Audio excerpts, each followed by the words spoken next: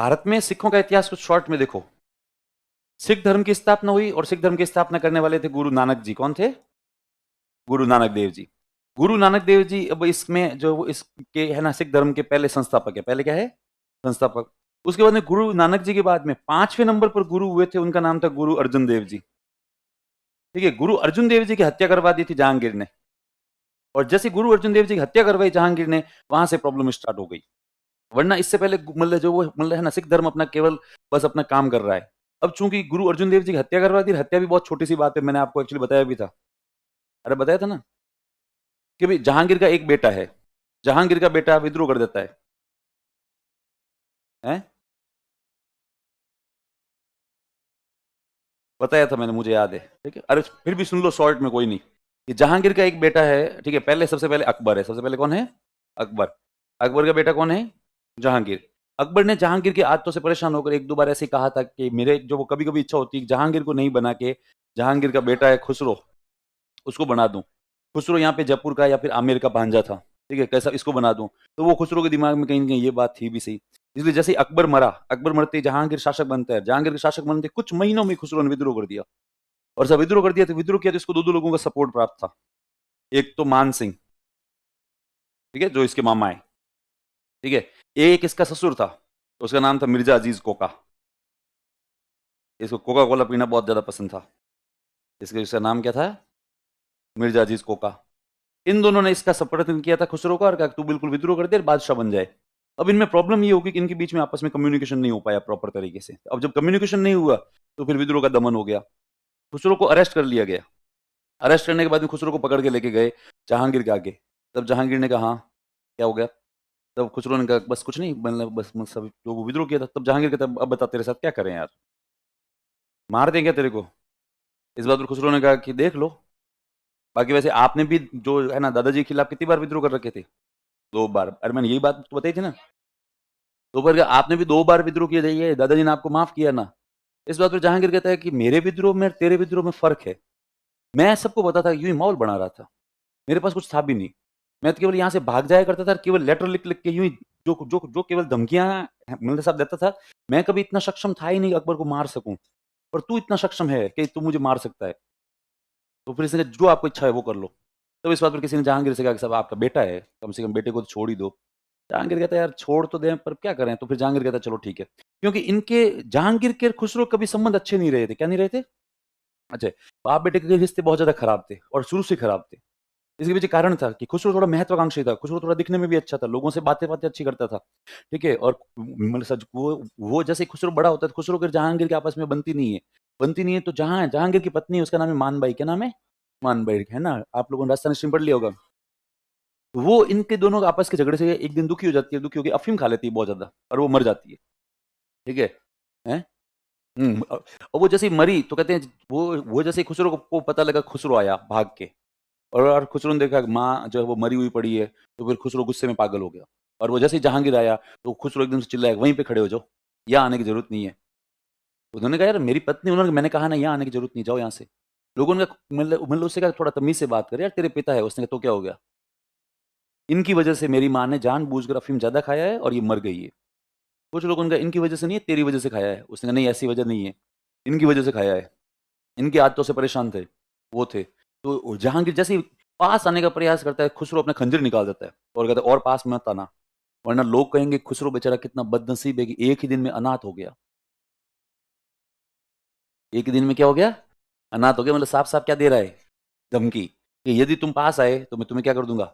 मार दूंगा। और लोग कहेंगे कि माँ भी सेम डे मरी और पिता भी सेम डे मरा। तब लोगों ने कहा अगर ऐसे मत बात कर। फिर जहांगीर ने कहा कोई नहीं, गुस्से में है भाई, ठीक है समझ सकते हैं इसका पेन।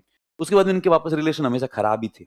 ठीक है, अब जैसे ही खुसरो ने विद्रोह किया, खुसरो को पकड़ के लेके आए, तो फिर जहांगीर ने कहा चल ठीक है, तुझे माफ किया। अब क्या करेगा? खुसरो ने कहा कुछ नहीं, कुछ समझ में नहीं आ रहा है, दिमाग हैंग हो गया है। इसलिए मैं एक बार जाऊंगा अकबर के मकबरे पे, वहां पर जाकर शांति से बैठूंगा, मेडिटेशन करूंगा, फिर मैं निर्णय बताऊंगा कि मेरा निर्णय क्या है। तब इसने कहा ठीक है। इस बात पर खुसरो अपने कुछ लोगों को लेकर गया और वो जाके अकबर की मजार पे जाके बैठ गया और खूब देर बैठा रहा। अकबर से पता नहीं क्या इसने बातें की, मन ही मन। और फिर वहां से उठा, अपने घोड़े पे बैठा और फिर अपने लोगों को कहा कि जाके जहांगीर को बोल देना विद्रोह कंटिन्यू है, और भाग गया। और क्या हो गया? भाग गया। जहांगीर भी ऐसे कैसे भागा था? आके मतलब वही वाली बात है, जैसा बाप वैसा बेटा। अब ये भाग गया, तो भागने के बाद दिल्ली की तरफ गया। दिल्ली से भागने के बाद में फिर ये पहुंचा जब वो पंजाब, और पंजाब में उसने एक जगह मतलब सब देखा, एक जगह गुरु अर्जुन देव जी बैठे बैठे कुछ उपदेश दे रहे थे, लोगों से बातें कर रहे थे। तो ये एक्चुअली गुरु है ना, अर्जुन देव जी के पास चला गया, वहां पर बैठा, उनसे जो वो आशीर्वाद मांगा, अर्जुन देव जी ने आशीर्वाद दे दिया। दे दिया तो वहां से वापस आया, इसका सामना जहांगीर से हुआ, जहां मतलब जहांगीर की आर्मी से हार गया। इस बार इसको पकड़ के लेकर गए जहांगीर के सामने, तब जहांगीर ने, अब तू क्या बोलेगा? खुसरो ने कहा, माफ कर दो एक बार और, दादाजी ने आपको 2 बार माफ किए थे, 2 बार तो मेरा भी हक बनता है। इसने कहा नहीं बनेगा, और जहांगीर ने हाथों हाथ आदेश दिया और कहा इसकी आंखें फोड़ दो। इस बार तो खुसरो की दोनों आंखें निकाल के इसको जेल में डाल दिया गया। उसके बाद खुसरो जिंदा रहा इस पूरी घटना के बाद में 16 साल तक, लेकिन वो कई सालों तक तो जेल में बैठा रहा। उसके बाद फिर कहा कि भाई इतना बड़ा खतरा नहीं है कि इसको जेल में रखें, तो फिर उसको जेल से निकाल कर एक घर में रखा गया, जिसको कहते हैं हाउस अरेस्ट। क्या है? House arrest. अब वो उसके बाद कई सालों तक हाउस अरेस्ट में ही रहा। फिर मतलब धीरे-धीरे थोड़ा बहुत मतलब सब घूमने-फिरने लग गया था। अब इसकी एज हो गई थी, अब सबको लगने लगा था अब ये कुछ नहीं कर पाएगा। ठीक है? तो एक दिन इसका भाई आता है इसके पास, खुर्रम। खुर्रम इससे कहता है कि भाई, तब ये कहता बता, तो कि कहीं बाहर चलें घूमने? खुसरो ने कहा भाई बाहर ले जाए तो क्या चाहिए मुझे? मैं 15 साल से, हालाँकि देख तो पाता नहीं हूँ, पर कम से कम फ़ील तो करूँ कहीं बाहर का। अंदर ही अंदर बैठा हूँ। इसने कहा ले चल। इसलिए खुर्रम इसको लेके जाता है, मतलब सब है ना, दक्षिण भारत। कहाँ पे लेके जाता है? दक्षिण भारत। और दक्षिण भारत ले जाके इसको मार देता है। बकायदा खड्डा खोद के उसको कहा भाई आगे थोड़ी सीढ़ी है, थोड़ा धीरे-धीरे। इसने कहा अरे भाई इतनी कितनी गहरी, मतलब ऐसा गहरी सीढ़ी है। खुर्रम ने कहा भाई ज़िंदगी की अंतिम सीढ़ी है, बस बस उतर जा। क्या है? उतर जा। इसको बेचारे धक्का दिया, अंदर अंदर गिर गया, और फिर कहा अब लेट जा तू, यूँ ही ज़्यादा तड़प मत। तो फिर इसको कहते हैं लेटा के इसके ऊपर जो है वो मिट्टी डाल दी गई थी। ये बात जब सब जहांगीर तक आई कि भाई खुर्रम ने मार दिया, उसने कहा हाँ, मार दिया तो मार दिया। तो उस ज़माने के बाप बेटों के रिश्ते कितने टॉक्सिक होते थे, है ना? कि भाई मतलब मर रहे हैं, फ़र्क नहीं पड़ रहा है ना? बाप बेटे को मार रहा है, बेटे किसको मार रहे हैं? बाप को मार रहे हैं, भाई भाई को मार रहे हैं, सब नॉर्मल था। तो ये तो खैर वो हो गया। लेकिन जहांगीर को जब एक्चुअली पता लगा कि है ना, गुरु अर्जुन देव जी ने खुसरो को आशीर्वाद दिया था, तो फिर इसने जहांगीर ने मतलब आदेश दिया और कहा गुरु अर्जुन देव जी को पकड़ के लेके आओ। इस बार तो गुरु अर्जुन देव जी को पकड़ के लेके आ गए।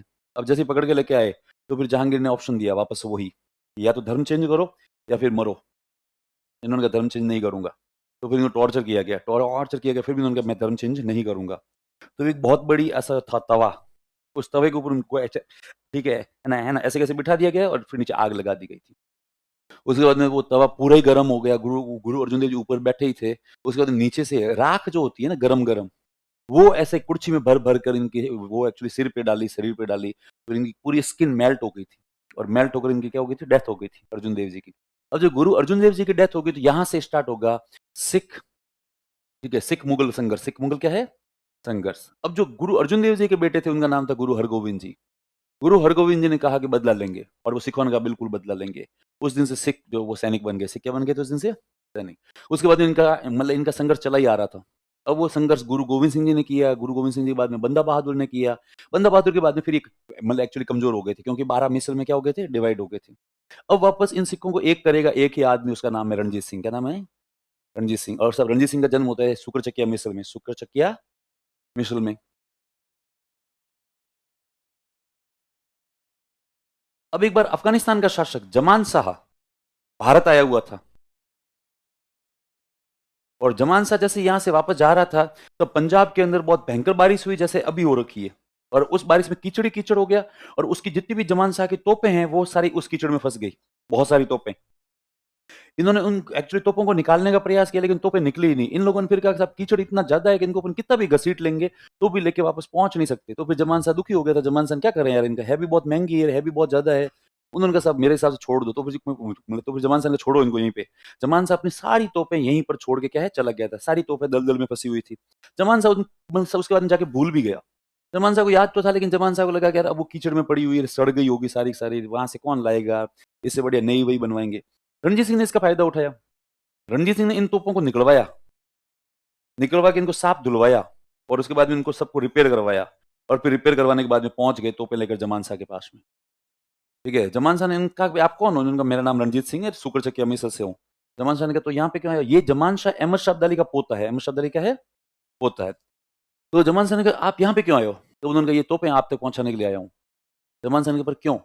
इस बात पर रणजीत सिंह ने कहा आपकी ही तोपें हैं। उन्होंने कहा मेरी तोपें आपके पास कैसे? तब उन्होंने कहा आप शायद भूल रहे हो, आप जब लास्ट बार पंजाब आए थे तब बारिश बहुत ज्यादा हो गई थी, कीचड़ हो गया था, आपकी तोपें दब गई थी। जमान साहन का हाँ, पर वो उसको तो जंग लग गई होगी, सड़ गई होगी सारी। इस बात पर इन्होंने कहा नहीं, एक बार आप आके देख लो। इस बात पर जमान साह जाता है बाहर, बाहर देखता है खूब सारी तोपें और बिल्कुल न्यू कंडीशन में, क्योंकि इसको बहुत ही अच्छे से धो के साफ वाफ करके रिपेयर करके पेंट वेंट करके फिर लेके आया। जमान साहन का यार गजब मेहनत करी ना आपने, यदि आपने ऐसे निकाली इसको कीचड़ से तो आप ही रख लेते। तब इस बात पर रणजीत सिंह का नहीं, चोरी का नहीं। उन्होंने कहा चोरी नहीं है, पड़ी थी वहां। उन्होंने कहा फिर भी यदि हमें ऑनर का पता नहीं होता तो ठीक है, पर हम जानते थे ना आपकी है, इसलिए मैं केवल आपको लौटाने आया हूँ। इस बात पर जमान साहब फैन हो गया था। जमान साहब का कि वैसे आप जो है वो करते क्या हो? तब इन्होंने कह दिया मैं लाहौर का राजा हूँ। लाहौर का क्या है? राजा हूँ। तब उन्होंने कहा बिल्कुल, आज से मैं भी मानता हूँ आप लाहौर के क्या हो? राजा हो। अब जब इनकी एक्चुअली जमान साहब से दोस्ती हो गई तो फिर इनका थोड़ा कॉन्फिडेंस बढ़ गया। इनको भरोसा हो गया था कि यदि मुझे कभी भी जरूरत पड़ी तो जमान साहब मेरी क्या कर देगा? हेल्प कर देगा। अब उसके बाद में मतलब आते हैं वापस, और वापस आने के बाद में जो भी 12 मिसल है, इन 12 मिसल के सभी मुखियाओं को इकट्ठा करते हैं, और मुखियाओं को इकट्ठा करने के बाद में कहते हैं कि मेरी राजधानी लाहौर है और मेरा एक सपना है, और वो सपना है एक सिख साम्राज्य बनाने का, और उसका नाम होगा खालसा। उसका नाम क्या होगा? खालसा। अब यदि सारे सिख इसमें हाँ बोलते हैं तो एक साम्राज्य बन सकता है, और उसका नाम क्या हो जाएगा? खालसा। पर आपको लगता है ये लोग हाँ बोलेंगे? नहीं बोलेंगे। क्यों? क्योंकि अब यदि खालसा बनेगा और सिखों का नेता केवल एक होगा, इसका मतलब 11 लोगों को अपने हक छोड़ने पड़ेंगे। 11 लोगों को अपने टाइटल छोड़ने पड़ेंगे, अपनी जमीन क्या करनी पड़ेगी? छोड़नी पड़ेगी। छोड़ने के लिए कोई तैयार नहीं होता।